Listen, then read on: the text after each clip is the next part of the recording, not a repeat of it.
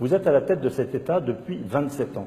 Comment est-ce qu'on peut expliquer la longévité presque éternelle d'un certain nombre de chefs d'État africains? On voit qu'en France, il y a du dégagisme, voilà, vous êtes arrivé au pouvoir à l'âge qu'a Macron aujourd'hui. Est-ce que on est président à vie quand on est président du Tchad, par exemple? Peut-être qu'il y a deux choses qu'il faut que j'explique cela. Arriver au pouvoir à 38 ans, peut-être ça donne aussi...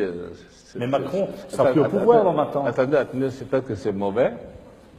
Peut-être que c'est mauvais. Cette longévité explique par cela. Et de deux, parce que je ne suis pas un homme, je pense que, je vais vous dire très honnêtement, je ne suis pas un homme heureux. Et je n'ai jamais été un homme heureux. Vous comprenez? Non. Pourquoi?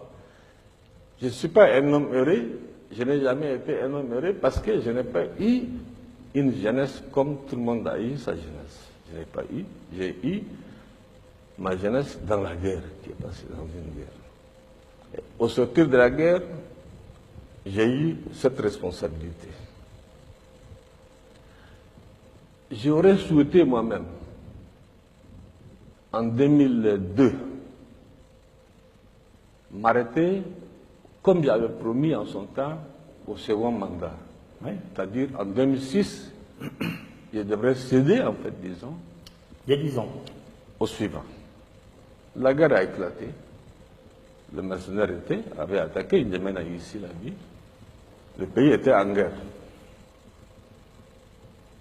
Vous comprenez? Mais en 2016, il... Attendez, s'il vous plaît. Et comme j'ai dit dans la politique africaine, la France intervient souvent, et je le dis haut et fort, la France a intervenu, je dis bien, je n'ai pas demandé, je dis je ne le fais pas, de changer la Constitution. Pour l'histoire, je dis bien. Bongo n'est pas là.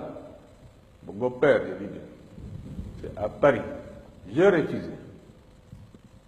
Et je n'ai pas fait la campagne. Qu'est-ce que vous voulez dire? C'est la France qui vous a poussé à continuer? C'est toujours la France qui fait, et c'est toujours la France qui critique, et c'est toujours la France qui est derrière. Mais en 2016, la France n'était pas derrière votre Écoutez-moi candidat. d'abord, s'il vous plaît. Ce que vous voulez dire, c'est que c'est Paris qui vous a poussé à Laissez-moi continuer? finir. Laissez-moi finir. Quand, comment on appelle, ils appellent le constitutionnaliste qui est venu ici, je ne connais même pas son nom. Je ne connais même pas son nom. Moi, j'ai refusé, j'ai dit je ne change pas. Ils ont passé par leur arcane, puisque l'Afrique, pour la France, il n'y a rien de, comment on appelle, de caché. C'est entresemé, passé par les uns et les autres, ils ont changé la Constitution. Ce n'est pas Déby qui a changé la Constitution. Ce que vous dites clairement, c'est que c'est Paris qui vous a forcé la main pour rester au pouvoir. J'ai dit que en tant que soldat, j'ai donné ma parole d'honneur en son temps de quitter le pouvoir en 2006. Il y a deux choses qui sont intervenues. La guerre, évidemment. La deuxième, c'est la France. Qui vous a dit de continuer. Bien sûr. Et maintenant, aujourd'hui, ce sont ceux-là même qui ont changé la Constitution qui me critiquent.